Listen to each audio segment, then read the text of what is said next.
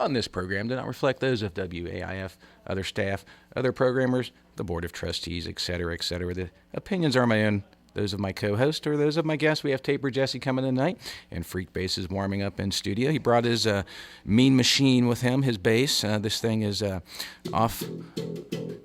Yeah, it looks like something that someone from Star Wars would be playing, you know. It's a lightsaber. It is. But he's warming up here. We'll be getting on, I'd say about 20 minutes or so with him. We're going to cruise into some Grateful Dead here first, though. Have a little Ship of Fools from 79 at the Uptown Theater, Chicago. Was just listening to an 11/24/79 show on the way down here. And then going to roll to Great Era 5/25/74, the UCSB Santa Barbara Campus Stadium, a little China Rider that stretches its legs out over 17 minutes. All right, well, let's get on with a little music here. Happy Thanksgiving to everybody. I wanted to remind everybody that in addition to our member-a-thon, which I'm going to let you know about here in just a second, WAIF is having a fundraiser at the Urban Artifact. It is in lovely Northside on Blue Rock. It is Saturday, December 17th, 1 to 7 p.m. We're going to have music, food. I think we'll have about 7 or 8 bands down there. We'll have festivities. We'll have door prizes, a chance to come out and support community radio because we are your community radio station. Thanks for tuning in to listener-supported WAIF Radio. We're in the middle of our fall member-thon. Help keep WAIF Radio on the air and indicate your support of this show by making a pledge right now. Your gift of $25 or more makes you a member and gives you voting rights at the WAIF annual meeting. And you'll receive the WAIF Alert newsletter and a WAIF sticker for your car. If you choose to pledge $150 or more, we'll place an engraved commemorative brick in the plaza in front of the WAIF studios. Help us pave the way for the future of WAIF Radio. Your brick could have your name or memorialize a loved one. Please call 513-961-8900 or 513-749-1444 right now to make a pledge. If you prefer to go online, you can make a pledge by clicking the donation button on the WAIF website and use your credit card or PayPal. If you pledge online, please be sure to include the name of our show in the purpose field so that we get credit for your donation. Every show at WAIF needs to meet a minimum level of pledges. Please give us a call at 513-961-8900 or 513-749-1444 or visit www.waif883.org and pledge $25 or more to become a member of listener-supported radio, WAIF Cincinnati.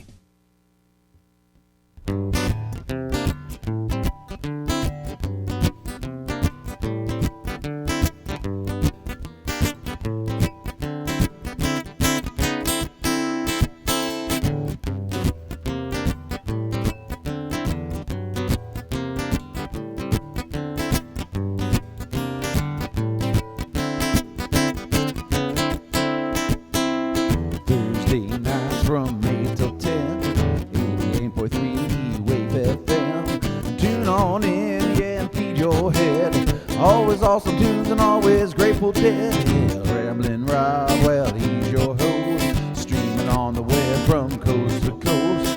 Check it as you do shows of old. It's Ramblin' Rob's greatest story ever told. Bring out today.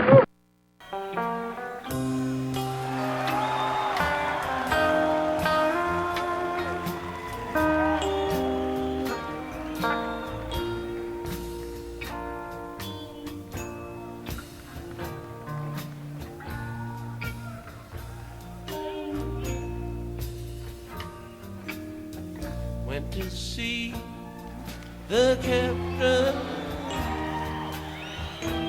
strangest I could find,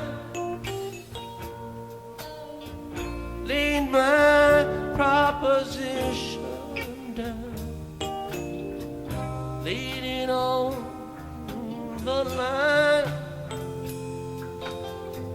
I won't stay for beggars pay, like wine's golden jewel. but I would stay to learn a way to sink your ship of food, ship of food on a cool sea, ship of food, sail away from me.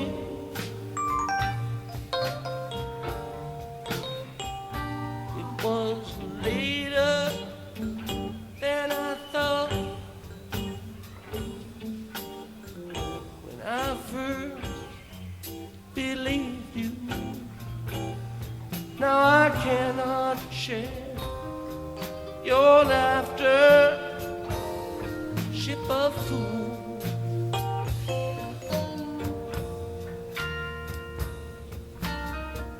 So your first ship seemed and drowned from rocking of the boat, and all that could not sink or swim was just there to float. I won't leave you drifting down. Oh, it makes me wild.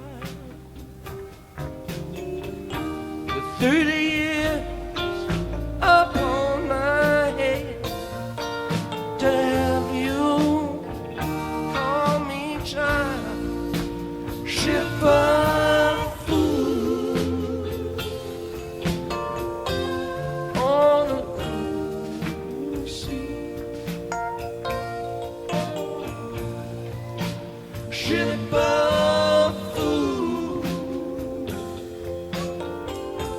sail away from me.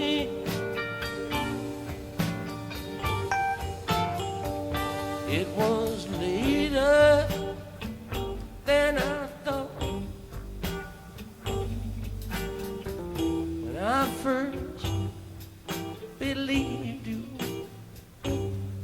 Now I cannot share your laughter, ship of fools.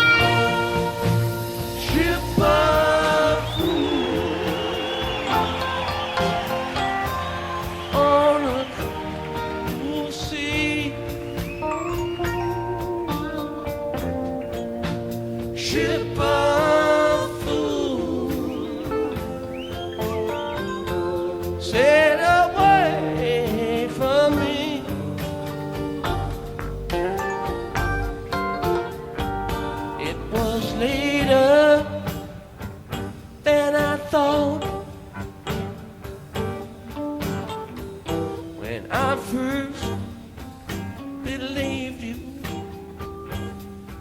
Now I cannot share your laughter, ship of fools.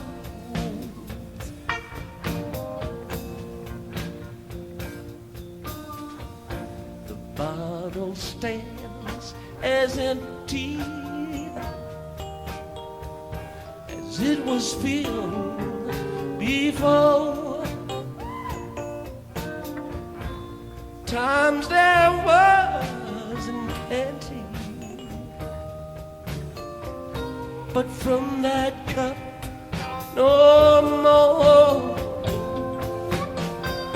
Though I could not caution all, I still might want a few.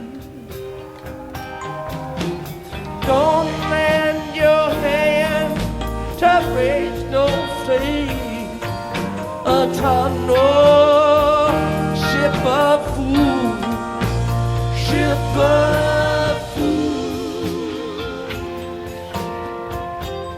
on a cruel sea, ship of fools sail away from me.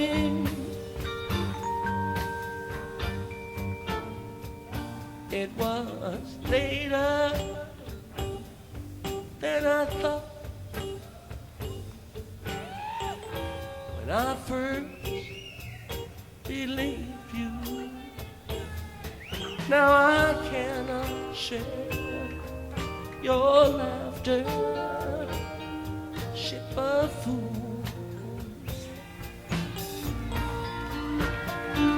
It was later than I thought when I first believed you. Now I cannot share your laughter, ship of fools.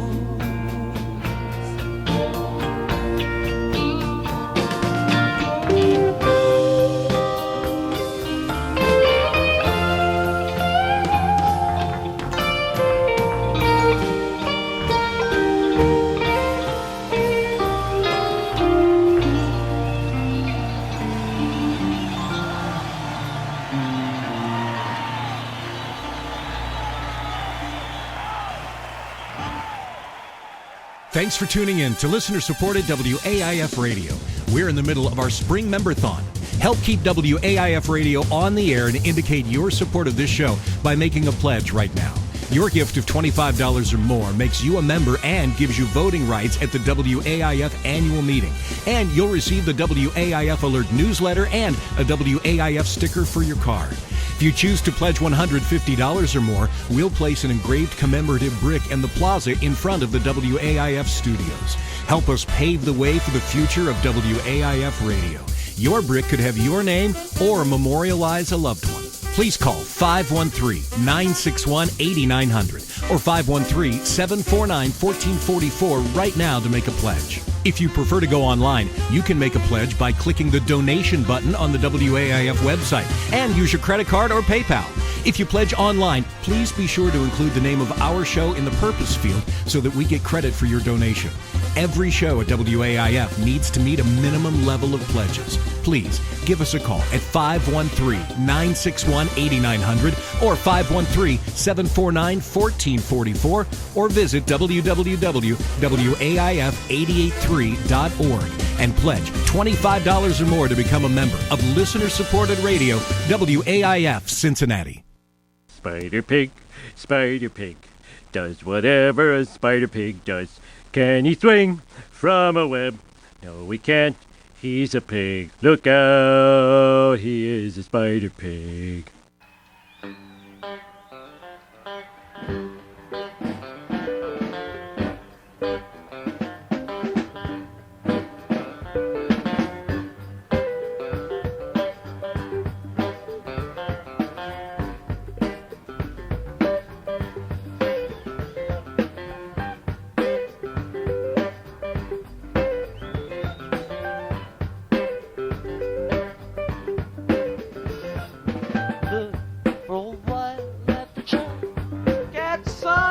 shower cloud, walking jingle in the midnight sun.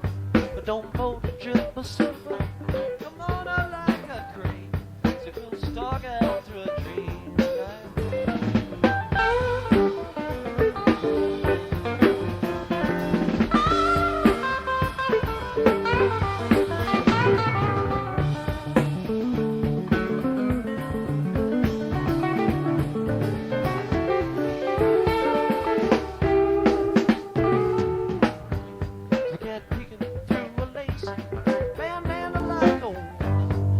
Cheshire like a diamond magic.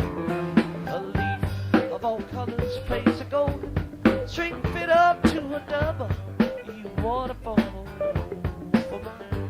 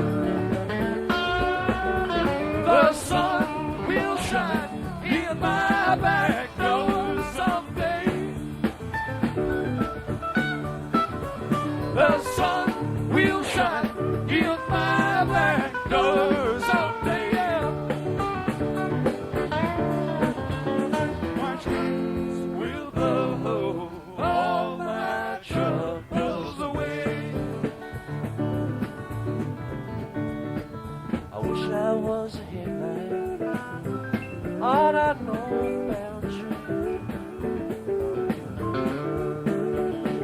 I wish I was a headlight on a northbound train.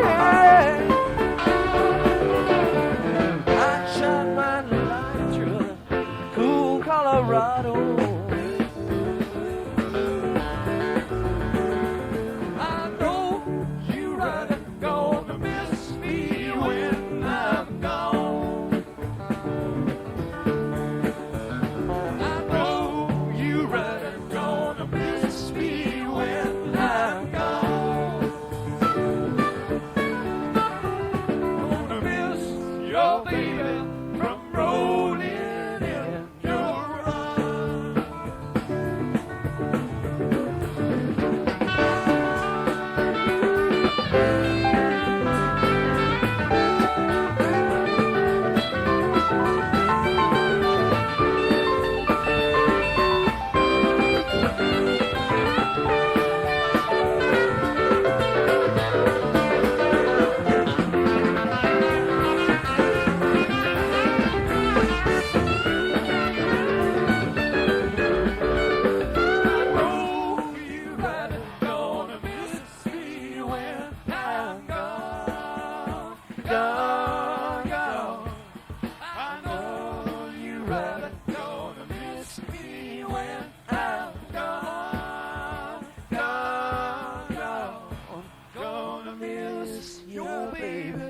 From rolling in your arms.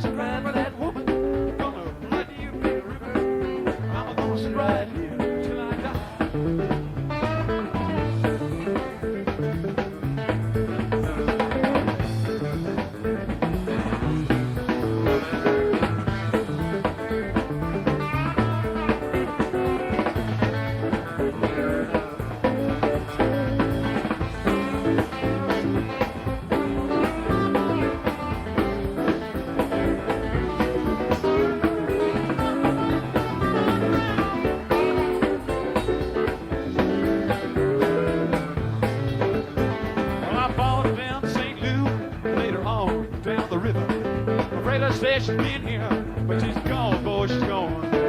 Followed down to Memphis, but she just walked up the bluff. Finally knew that she went on down low. Off that weekend went up, I cried, cried, cried. Thought the clouds had a cover of a clear blue sky. Tears cry for that woman, gonna flood you big river. And I'm gonna sit right here until I die.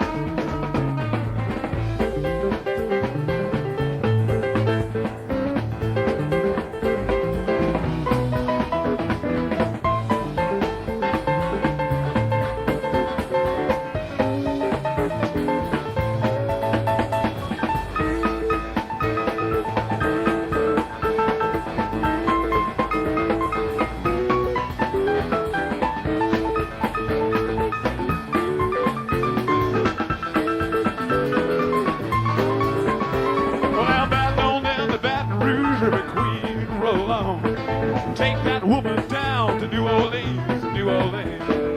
Up, island up, with the bug blues on down to the Gulf. She loves you, Big River, more than me. Don't that weeping willow, how to cry, cry, cry. Talk the clouds how to cover of a clear blue sky. Tears about that woman, gonna flood you, Big River, and I'm gonna sit right here until I die.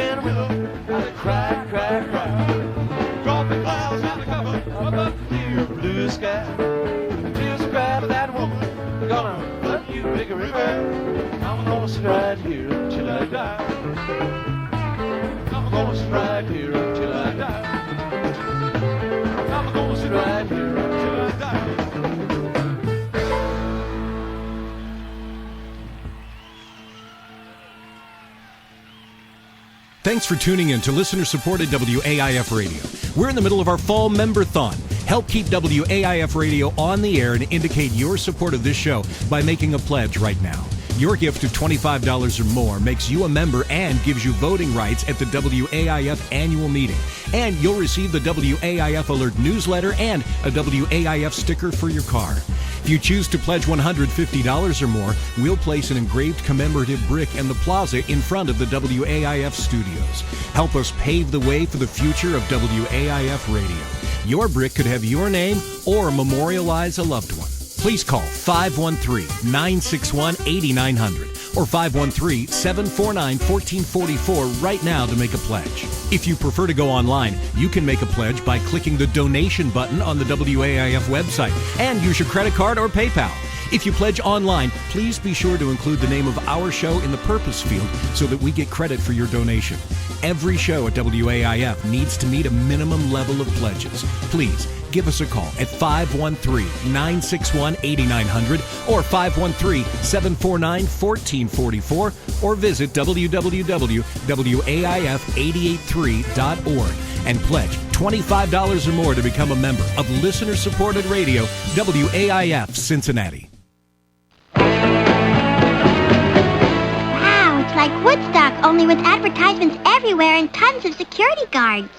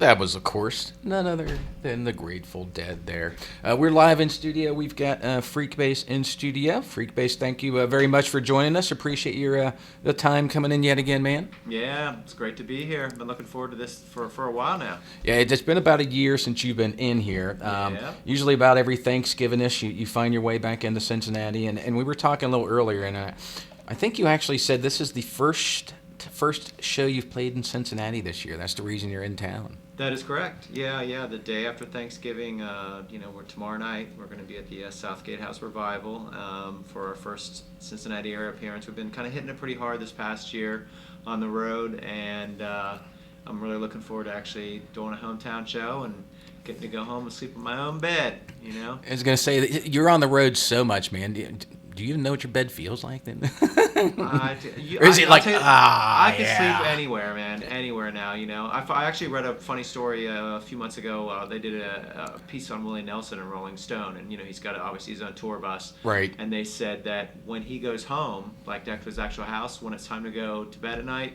he sleeps on the tour bus, even if he's at home, because that feels like his, that feels home. more like his home more than his, and I'm not quite there yet, but I definitely understand the sentiment. Well, you also have to remember his tour bus probably costs more than my home. Yeah, there's that too, of course. Right, for sure. So yeah, it's a little plush. Yeah. So that's good. You've been, literally on the road for the last 12 months. You want to mention some highlights over the last 12 months as far as where you've been and what you've done, and as far as shows go? Yeah, well, probably the craziest kind of thing is, back in March, I played this convention called the London Bass Guitar Show. It's going on about 10 years, and it's a big convention of bass players, performances, master classes. So I was doing a master class there and performing, but they have a lot of different, bass companies, amp companies and stuff, and there was this bass company out of New Zealand that was there, and they were called Stonefield, and they had really unique looking and sounding basses. So I played them a few times. Tom Stanley, who actually, it's his company, we hit it off really well, and then went back to the States, and a couple weeks later I got a little funny message on my Facebook page saying, hey, Freekbass, you left your bass over here. And I was like, and so one thing led to another, and he got in touch, and he said, we're hitting it hard in the UK, Australia, New Zealand, but we want to kind of break into the United States audience. And so he said, would you be interested in, being an endorser of a product, and more specifically, having a signature bass done for you? And I'm like, wow, that sounds great, And so we talked, and kind of worked out, because we wanted to keep it within their branding and kind of make it feel kind of like me too as well, and went back and forth and came up with this bass, which I'm actually playing tonight. Yeah, you'll be hearing in the it. studio, yeah. And then, once that kind of ball got rolling, they said, well, can we fly you over to New Zealand? And we want to do a demo kind of film about the bass. And this is a good part. Yeah, this was fun. So whoa. Normally, you would have a demo. You would sit in the studio like, hey, here's how the knobs work, blah blah blah. But they said, let's do something a little more creative. And both Tom and I'm a big superhero geek, Star Wars geek. And he said, we're going to be in New Zealand, which is obviously, it's where they filmed Chronicles of Narnia and The Hobbit. And he said, let's do something special. So we got in touch with this director, a gentleman by the name Richard Bell out of the UK. Richard had done videos for Nirvana, for Depeche Mode, a bunch of MTV type bands, and he got on board to direct it. And it was kind of almost like me wandering the countryside of looking for this ultimate bass. Like I was being drawn to it, and we filmed it all where they did Chronicles of Narnia in the mountains there. And then eventually at the end I find this bass, which is this signature bass. So it's a really cool film. It's a mini movie. It's like 7 minutes long. Right. So it's on, just if you're on YouTube listening, just search Looking for the Bass Maker. That's the name of the thing. Or you can search Freekbass Looking for the Bass Maker, or go to Stonefield Musical Instruments. It's right on their site too as well. And it ended up being really fun. And we debuted it actually, and there was even kind of a follow-up to that. 3 weeks ago, Bass Player Magazine has this convention every year out in LA called Bass Player Live, and so this year they have a big concert on the Saturday night, and so they always do the Lifetime Achievement Awards. So they had George Porter Jr. from the Meters was getting a Lifetime Achievement Award from Randy Jackson from American Idol actually was a bass player. Oh, gave yeah. him his. Then at the end, after that, Billy Sheehan was getting his from Stanley Clarke. Well, sandwiched right in between those two, they debuted the film we did, and in the film, when you listen to it, there at the end there's credits and me kind of playing over the credits. Well, the way they did it in here, this auditorium, they had all the lights down, of course. They played the film, and when the credits rolled this time, I was actually on stage. They brought the stage lights up, and then I came out and actually played live over the credits. So it was pretty neat. So, you know, and it was, that part was great. And you know, I've had some people think, what was it like doing that? That part was cool, but all I was thinking, right on my left-hand stage, left side, is Stanley Clarke, George Porter Jr., Billy Shannon. Like, Right. That's what I'm thinking. I'm not thinking about the others. I'm thinking, like, these are, like, bass guys. And it was really, of all the people, actually, Billy Sheehan was such a nice guy. He came up to me, grabbed me, he said, you know, I love what you do. And it was really humbling. Tal Wickenfield, you know, played with Jeff Beck, was there, too, as well. And she was a pistol. And it was a really special night. Yeah, I was going to say, it's almost you're standing in front of your heroes, you're probably thinking, man, I hope I don't mess up. Yeah, totally. Especially Stanley Clarke. I mean, you know, he was when I, you know, Jocko and Stanley were like my cats when I was a kid, you know, growing up. So it was pretty crazy very surreal for sure.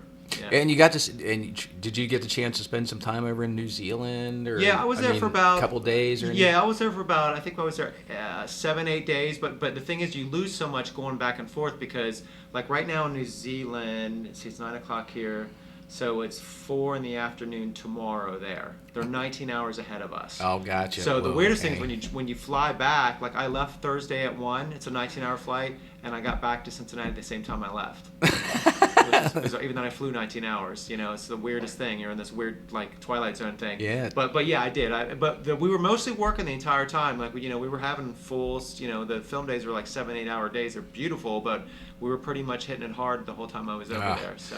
Well, every time we watch, which seems like it's at least once a year, every time we watch the Lord of the Rings movies, the wife and I are always remarking, man, we need to get over to New Zealand. Should go. And just for the hiking and backpacking and just to watch. Yes, I mean I can't. Now where Mother that Nature. happened where we filmed the movie was in Christchurch, which is the more southern part of New Zealand, which is that's where they did Chronicles of Narnia. But where they did The Hobbit was actually in Auckland. That's like the biggest city center there, and that's where you would fly into. And there's actually something they call it Hobbit Town, I believe, and it's like you actually go there. It's like a kind of touristy thing, but it's supposed to be incredible. I've heard, and you saw all kinds of the Hobbit actual fans. movie set, I think. Yes, and you're actually going on the movie set and watching it. It's like a supposed to Hobbit be bed and breakfast or That's something. exactly it. Yeah, pretty much. So yeah, I heard it's pretty amazing for sure. Yeah. Yeah, but I also, we were talking about the Hobbit bed and breakfast, and I was like, it'd be really cool to go to and spend some time because we all like hobbits, but you had to be short. I think I don't know if I never thought of that. I don't know if like they made them bigger for the guests or whether they truly to, used like, the ones crawl from the through them movie. or whatever. Yeah, I'm not sure how that works. Yeah, so I was like, it'd be fun, but I think we'd be stooped down a lot. But anyway, you kind of digress there. Right. So what else did you do besides becoming a world-renowned bass movie star, bass playing movie star? I guess. We'll let other people judge that part. But the cool thing is, this last year we've really hit it really hard. A big part of that is we signed with a fairly new agency out of Boston, and they've been kind of getting us out there a lot. And then the guys I'm touring with right now, I'm pretty excited. But we're touring as a trio. It's obviously myself on bass and vocals, but my keyboard player is a guy named Razor Sharp Johnson. Razor Sharp is an original member from Bootsy's Rubber Band, and he toured with George Clinton and P-Funk for over 10 years. And my drummer is a guy named Rico Lewis, who just got done. For the last 15 years has been out with George Clinton too as well. So those guys are like, Razor especially, he's played on all kinds of big funk records. So he's been on a couple of my albums already, but I could never find he was always touring too much with like Bootsy and stuff. So when we kind of ramped up on tour, and I actually called Bootsy up and I said, hey man, is it okay if I call up Razor and if you guys aren't too busy? And, right. And he said, I'm going to be working on my album a lot. I'm not going to be touring quite as much. So he said, go for it. And so it's been wonderful, playing with those guys. They, every reference, funk reference. Like I said, Razor's played on a lot of those albums that we might pull into the set. So it's great, and that's why I'm even excited about tomorrow night's show, because this is the first time with this lineup we've been playing everywhere, but we haven't played Cincinnati yet. So this is the first time we're playing here in town with that lineup too as well. And you like the lineup? Everything's working out good, I guess? It's great. It couldn't be. Yeah, it feels just so natural. Yeah, both those guys are pros and veterans, and they they know the funk. It's they're the real deal. Yeah. That's good. Yeah. And speaking of real funk, we'll take a little a short break here and get with a freak bass on some playing. I guess we'll let you play here, and then you can just play a little tune here, whatever Play you it want out. to do, and Let's play, see. and then we'll come back and speak.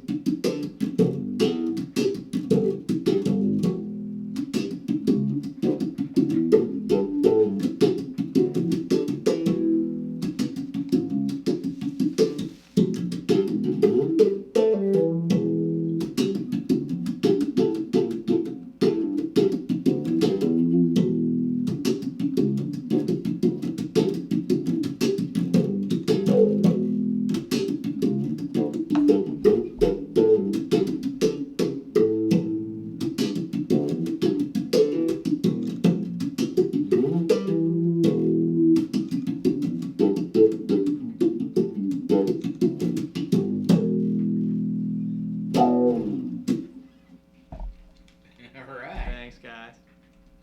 That was a little bit of the signature freak bass signature model. The first time we've heard that in studio, sounding good, man. It's got a very full, clear, real crisp, full sound to it. I like it. Oh, thank you so much. Well, and it's very comfortable bass to play too. On top of all that, I mean, as crazy as it kind of looks, it's it's one of the most comfortable basses I've ever had. And I was talking about earlier. There's this. I know people are listening; they can't see it, but I'll put some pictures up on my okay, good. Well, Facebook there's this page. floating bridge you'll see, which is like you see on like cellos and double basses and more classical instruments that they've incorporated. You never see this on an electric bass, and it just makes every note really pop in a real nice kind of way.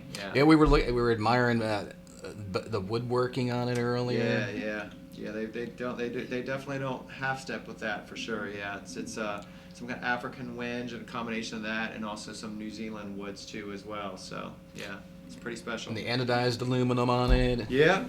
Actually, and he just Tom, he just got he's real excited because he's obviously from New Zealand, but he got an American trademark patent, on this tuning system for the bridge right here at the bottom. You still go at the top like you would, and you tune up here with a drum key actually, but for the actual like precision tuning, it's this little kind of patent, and he just got the patent on his tuning system on this. So yeah, it's a very futuristic looking bass. To say it looks kind of lean and sleek and just kind of made for business. Yeah. And it's not that heavy too, surprisingly. No, it's not. No, and these little simple things like even where the pin, usually on basses the pin where you put your straps on right here, on the side. This is on the back, and his theory was when a strap goes over your neck, it's not going like this way, it's going straight down. If you just laid, like if I put my scarf over it, it doesn't go like this, it lays flat down. He said, well, that's the way the strap would go, and it just so makes comfortable sense that way. Yeah, just little ergonomic little additions like that. It's really great. Yeah. So are they going to start marketing this bass in the U.S.? Yeah, and it's actually right now they're available. I mean, when they made this one, they made 3 at the same time. They made one obviously to send to me, and then then there's 2 other ones that they have available now. You just go to their website, which is stonefieldmusic.com, and you'll see the Freak Bass signature model pop up on there. You just click on it, and so they're talking to us. Some music stores actually here carrying it too as well, distribution wise. So yeah, that's good. That's good. It's good. I think it'll take off, man. I know you're a Star Wars fan, but I almost don't want to say it, but it looks like a bass that a Sith would play. Okay, well, right. I mean, that's it's like that mean looking. It looks like it's ready to tear some stuff up. Right. Well, I like that. That's a good. I'll have to get that quote on there. Well, you might be a Jedi guy, so I didn't want to necessarily say that. Hey, no, I wear a lot of black, so I'll probably hang with the Empire a little bit here. Okay, well that's good. That's good. Yeah, have you seen the last movie? Force Awakens? Yeah. Oh, of course. Yeah. Yeah, I haven't seen it yet, and everybody, the kids were all like, "I can't believe you haven't seen that. I can't believe." Gotta see it. It's really good. It's like it's definitely harkens back to the original 3 in terms of like the production. It's a lot of, it's not too green screen and computer graphic-y. I mean, it's actually real hard sets, that they're using, and the writing's really good. No Jar Jar. And the new one's coming out like next month. Which is the prequel to A New Hope.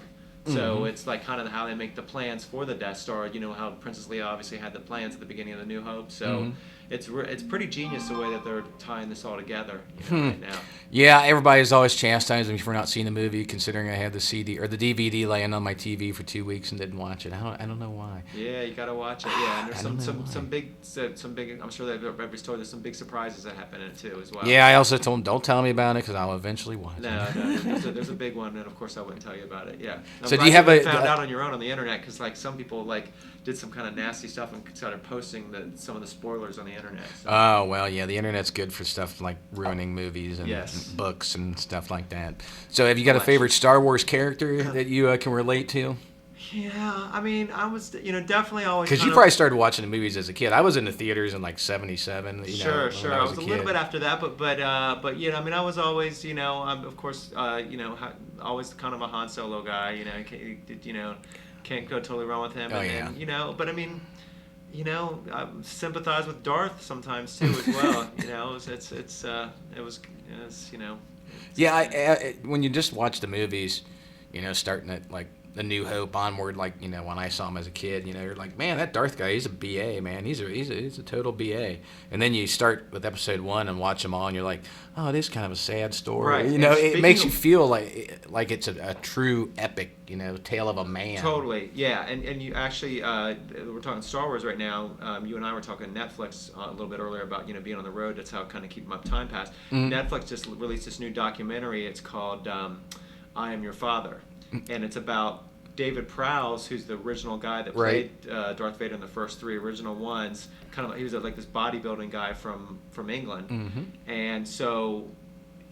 The gist of it is in Return of the Jedi, when they finally take off his mask and you can see him, so he was so excited. He's like, okay, now people see, who I am, and like I'll probably get some other roles. They used a different actor for it. They didn't use David Prowse for it, and he was evidently just heartbroken about it. So, and he had a little bit of a film career. It wasn't like Star Wars. He was in A Clockwork Orange. He had a little piece in A Clockwork Orange, which is Stanley Kubrick. So, but yeah, it's a really good documentary. It's like basically his whole kind of the good and the bad of being, known as Darth Vader his whole life. Yeah. Right, Mr. Unknown. Yeah, exactly. Well, they didn't use his voice either. Right. It was kind of like they talked about that as well. Yeah. I always thought like that was really, I kind of gypped the guy in the long run. They didn't, they didn't show his face and never used his voice. You might as well just get a mannequin, Pretty much. Yeah, that's exactly it. And it's funny because he did have a little, like I said, he wasn't just like a no name. I mean, he did have a little bit of an acting career before that too. So until that, yeah. Sadly enough. But it's a good one. So you're going to be at the Southgate House tomorrow, right? Tomorrow night. That's right. Yeah. What time's that kick off? Doors are at 8. Jess Lamb's actually opening the show, who I've never seen, but I've heard amazing things about. So she's going to be starting. She goes on around probably 9, and we'll get on for about an hour. So we'll get on sometime after that. It's an all ages show, so that's good. You can bring the whole family to this one. So yeah, it should be good. With Southgate House, for anybody that's listening right now that hasn't been, it's a pretty special venue, big church, 100-year-old church. They turn into a club. And it's gonna be fun. We got a lot of good things lined up for tomorrow night. Well, that's good. I'm glad you're back in town. Glad you're playing at a really cool venue. I like both the Southgates. Sure, of course, yeah. Yeah, it's hard to pick which one I like better, but yeah, they're both really cool venues. And the thing I like about them, in addition to being the architecture's cool in itself and a little historic and stuff, but the birthplace of John Thompson. Yeah. But they bring some good music around. Oh. I mean. For sure, yeah. I always find it hard to believe that, the town this size, there's not more spots to see good music. Yeah. But there's not. I mean, maybe I pigeonhole myself what I call good music. But right, sure. Right. Yeah, Southgate's very eclectic, and they've got a good, being on the road all the time, us musicians, talk about different venues, different cities, and it's got a really good reputation out there, on, touring bands too as well. So that's a good thing. Nice. Well, I'm gonna quit rambling. Let's hear a little bit more of your guitar. All right, we'll do a little song. This is kind of a song we'll be doing tomorrow night. It's a song called Milk Hunt, which is off of our last album, which was released on Rope It Up Records. Which, by the way, Rob, we haven't talked about this. We're actually getting ready to start a new album right now, which is gonna be on Rope It Up Records, and releasing. In the meantime, we're releasing a new video, that single that Rope It Up's released, and I believe December 16th. Nice. So keep an eye out for that. Yeah, it's a pretty cool. We're actually doing a new version of the old '80s song "Let's Go All the Way," and we're kind of putting a new kind of funky spin on it. And the video is really dope too as well. So kind of keep an eye on Oh it. man, I'm trying to think who did that originally now. Sly Fox, yeah. Oh, okay. Yeah. Which the singer of Sly Fox is a guy named Mudbone Cooper. He's a guy he's actually from Funkadelic and Bootsy's band. He's the one that introduced me to Bootsy. Yeah, yeah. So it's kind of this whole yin yang thing for me. It's like a full crazy. circle, right? Yeah, full circle for sure. Wow. So here we go. So this is Milk. It goes like this.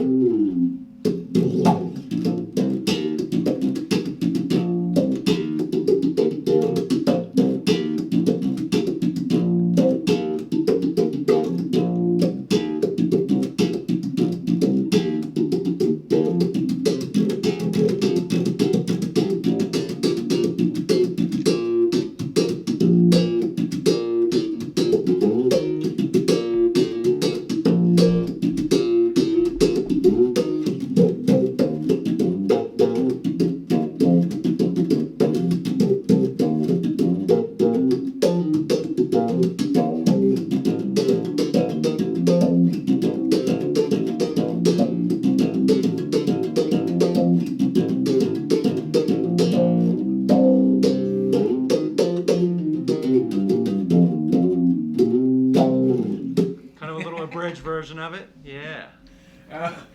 Watching you play, man, you must have like fingers with like 8-inch calluses, man. You must have the toughest fingers I in the break world. a lot of strings. That's the thing. I play so darn hard. You know that's the reason why a lot of people they're like, why don't you? I've always been a 4-string guy, and the only reason I love 5 strings and the way they play, but the only reason I don't is because with a string plate, like when you get more strings, the strings start getting closer together a little bit, and I pretty much dig in pretty hard. So I like that, Right. that big gap of space in there. So that's a big part of it. Yeah.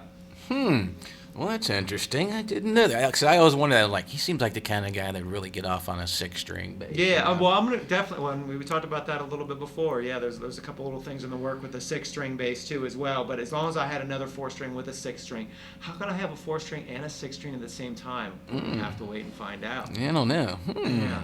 Interesting. So, in addition to all the places like the Southgate House you're going to be at, have you got any other places next year? I know you probably already got shows lined up for next year. Have you got any big things in the works for next year? What do we got going on? Well, right at the end of this month, at the end of December, we're heading down for.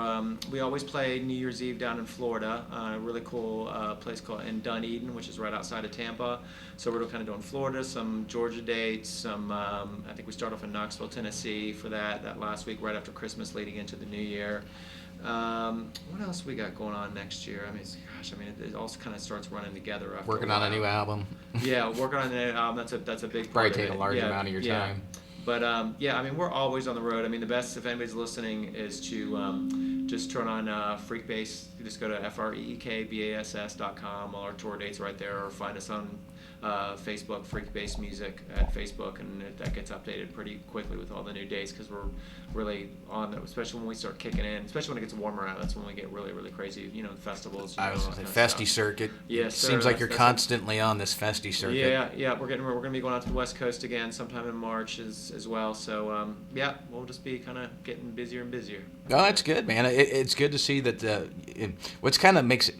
I won't say it's kind of weird, but I always thought it was kind of interesting. You look at the festivals you're playing at, and a lot of them, are rock festivals, contemporary rock, or Sure. But a lot of them are like hippie style festivals, Right. And I was always like, that's kind of weird. I thought, like hippies really. Or when I think of the contemporary hippie, listen to Jefferson Airplane or the Grateful Dead, Right, or right. something with flowers in their hair. But I mean, you'd like step it up. Yeah, well, And then go over and then step it up again, and they really like the energy and the funk and the everything. funk really fits into that whole. The Dead have a ton of funky songs, obviously. Well, and Phil's a good bass player. Yeah, and Phil. Yeah, I mean, obviously he's iconic. In terms of that thing. So yeah, I mean, it all kind of makes sense, and that whole world is kind of, the festivals. there's you might have a bluegrass band, and then you're gonna have then you'll have a funk band, and then you'll have more traditional jam type Right. band, and that's the beauty of it right now. I think that's what people want right now, and I think that's everybody's getting all freaked out about with other music, like what are we gonna do? How are we gonna survive in the music business with streaming and all that kind of stuff? Right. There's one thing you can never stream is a live show, and that's the beauty, and I think that's actually that part of the business is actually thriving right now because people still, no matter what, want to go experience stuff live, and so that's good, and that makes us have to. Our job is to be able to, make to be able to play and present what we're doing as good as we can for the people. Yeah. Well, that's good. I was going to say live music is something that I absolutely love, and I've always been worried with the presence of the smartphones and the iPhones, and then, I'm seeing in my head in, 30, 40, 50 years, everybody's going to look like Jabba the Hutt, and, I don't even have to leave the house. Yeah, but I can have everything delivered to me.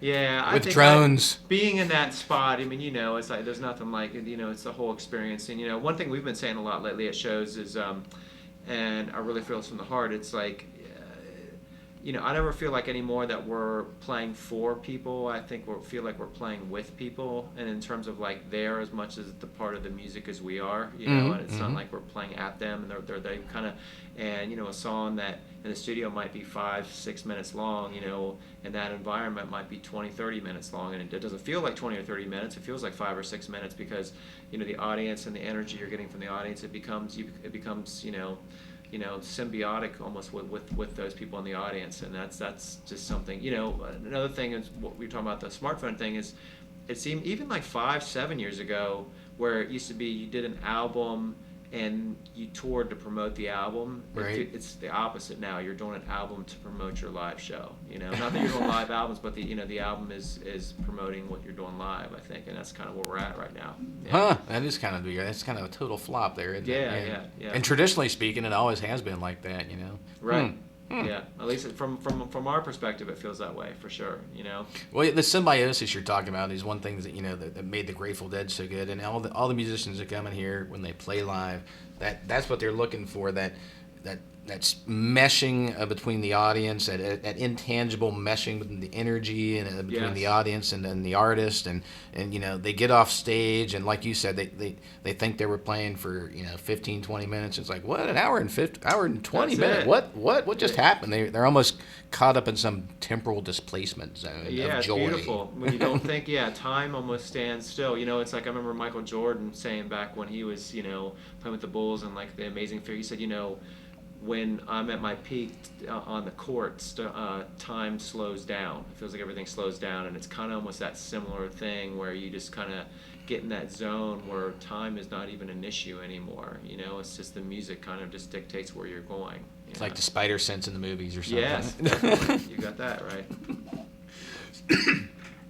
So, in addition to all the different things you've been doing, all the places you've been touring, you do have a radio station or a radio show in town too. That's new too. Yeah, I didn't know if we were allowed to talk about that. Oh, yeah. Oh, okay, on here. I didn't know if it was okay. Oh, yeah, okay. man. Good. Well, good. Yeah, it's been great. WNKU, they got in touch with me. It's about a year ago, a little bit over a year ago, and they said, hey, we got this idea for this radio show. We want to call it Funky Fridays with Freekbass, the Triple F. And I was like, sounds really, I never thought about, even doing a radio show or being a DJ. Mm-hmm. But of course I love the concept. So I got in touch with my good buddy Chris Donnelly, who's like the Wikipedia of funk, stuff. And I said I want to do the show with him. And it's, I love it so much. It's so weird because a lot of times we'll be playing, like we just played out in Denver about 2 or 3 months ago. Mm-hmm. We were at a Coyotes for a couple nights out there, and I had people come up to me out there. They're like, "Man, I love the show," and I thought they meant just the show they just saw. Right. And they're like, "No, man, the radio show's killer," and I'm like, because people are streaming it, too as well. So it's really great. We got, we've had some cool, on our very first show, we got George Clinton to come in and we got to interview him for the first show. Oh, which wow. was great. Jeez. Big guns. Right out of the gate, Right. for the big one, yeah. So, and with George Porter Jr. and Ivan Neville from Dumpster Funk, some really great guests. But yeah, the main thing is the music, and it's just kind of our experience. And, from doing your show on here, talking about why you like the music that you're playing is part of it, and people kind of feed off that a little bit, I think, too, as well. And it's been great. WNKU is an amazing station. They're very supportive of everything we do, and it's been great. Yeah. Yeah, I was gonna say Jesse and I kind of look at this as kind of like the bowling, dart, whatever night. It's our night to get out from the family and go down here and play some good Grateful Dead and kick back, That's it. just ourselves and have a good time and pretty much just have a good time. We don't want to be too serious. Don't want to take ourselves too That's seriously. totally it. Yeah. Just yeah, kick back and have a with good our show, time. we're leading into the weekend. We're on 6 to 9 on Friday nights, so we're trying to get people, whether they're driving home from work or they're getting ready to go out or whatever the night, just kind of get you kind of ramped up for that Friday, Saturday night, adventure, and that's kind of where we look at it. It's kind of funny you mentioned, you pulled out the big guns there with the very first guest you got on your show. I did the same thing. I had you on. You were my first guest. I don't know if I'm a big gun, but I Yeah, appreciate so I pulled that. the big guns Yeah. out, got freekbass in here.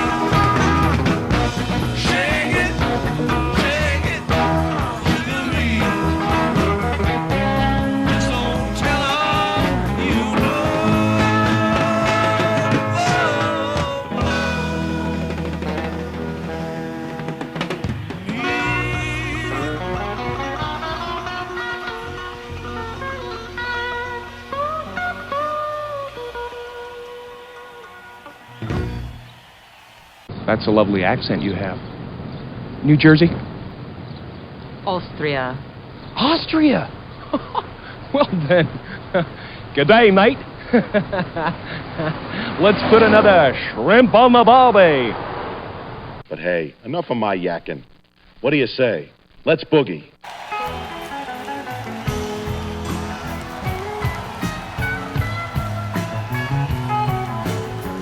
We can share the women, we can share the wine.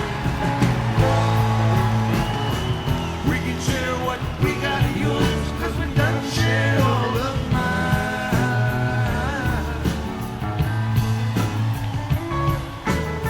Keep on rolling, just a mile to go.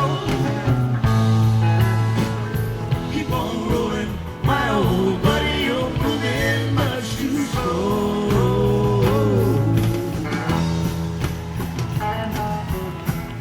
Gotta go to work, right outside the fence. Took his rings for bucks and change. Point down heaven sent. Hurt my ears to listen, and it burns my eyes to see. Go down the man in Clover, Shannon, might as well be me.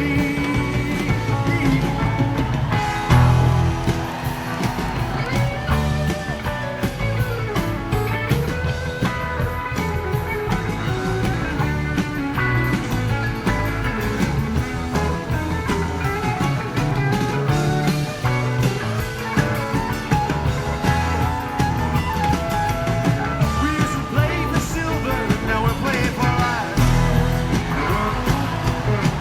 One for sport and one for blood, one of the night. Now the die is shaking, now the die must fall. Ain't no winning in the game.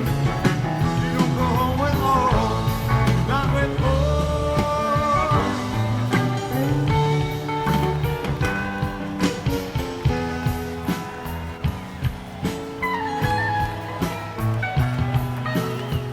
Leaving Texas, 4th day of July. Sun so hot, clouds so low, eagles fill the sky.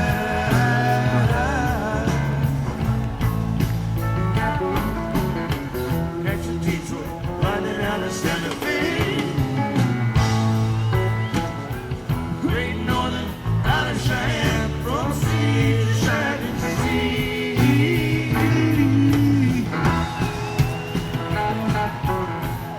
Gotta go to Tulsa, first train I can ride.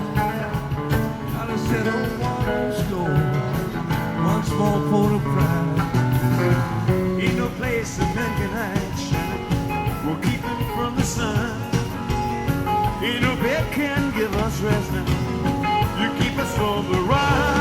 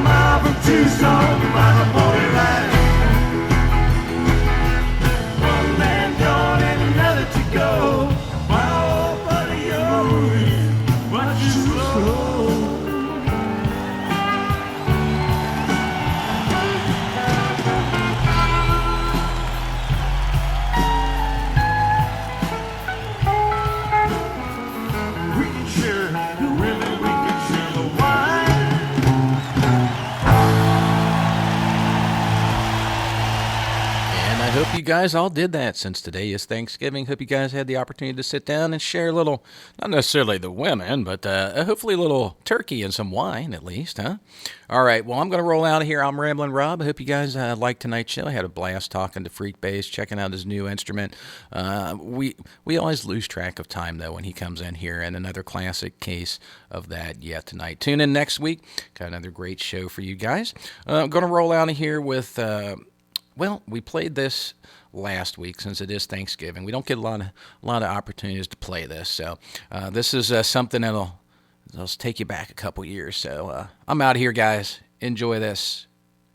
And I think I hear something now. The crowd is moving out into the parking area, and oh yes, I can see it now. It's a helicopter, and it's coming this way.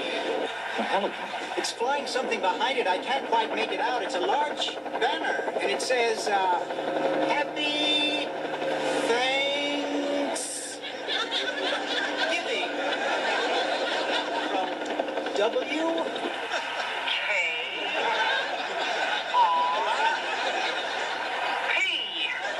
What a sight, ladies and gentlemen, what a sight. The copter seems to be circling the parking area now. I guess it's looking for a place to land. No, something just came out of the back of the helicopter. It's a dark object, perhaps a skydiver, plummeting to the earth from only 2,000 feet into the air. Second to the third. There's no parachutes yet. Those can't be skydivers. I can't tell just yet what they are, but... Oh, my God, they're turkeys! Johnny, can you get this? Oh, they're crashing to the earth right in front of our eyes. One just went to the windshield of a parked car. This is terrible. The cars running around, pushing each other. Oh, my goodness. Oh, the humanity. Oh, people are running about. The turkeys are hitting the ground like sacks of wet cement. Folks, I don't know how much longer the crowd is running for their lives. I think I'm going to step inside. I can't stay out here and watch this any longer. No, I can't go in there.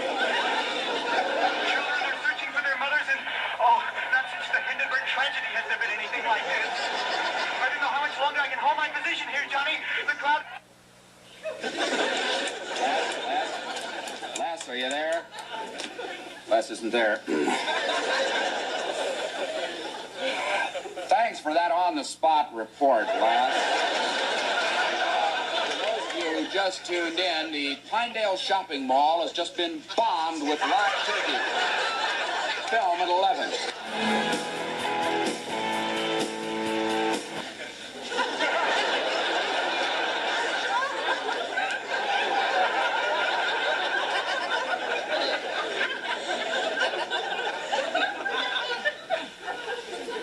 Should have worked. Can I help you? No, I'm fine. Sir, it was the most unusual promotion idea I ever heard of. Never been anything else like it. No, I don't suppose there has. I thought it would work. I planned this thing right down to the last detail. It was perfect. Where'd you get those birds?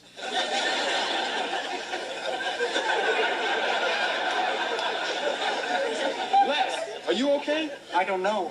A man and his 2 children tried to kill me. After the turkeys hit the pavement, the crowd kind of scattered, but some of them tried to attack me. I had to jam myself into a phone booth. Then Mr. Carlson had the helicopter land in the middle of the parking lot. I guess he thought he could save the day by turning the rest of the turkeys loose. Gets pretty strange after that. Strange. Yeah, right. No, Les, come on now, tell us the rest. I really don't know how to describe it. It was like the turkeys mounted a counterattack. It was almost as if they were organized.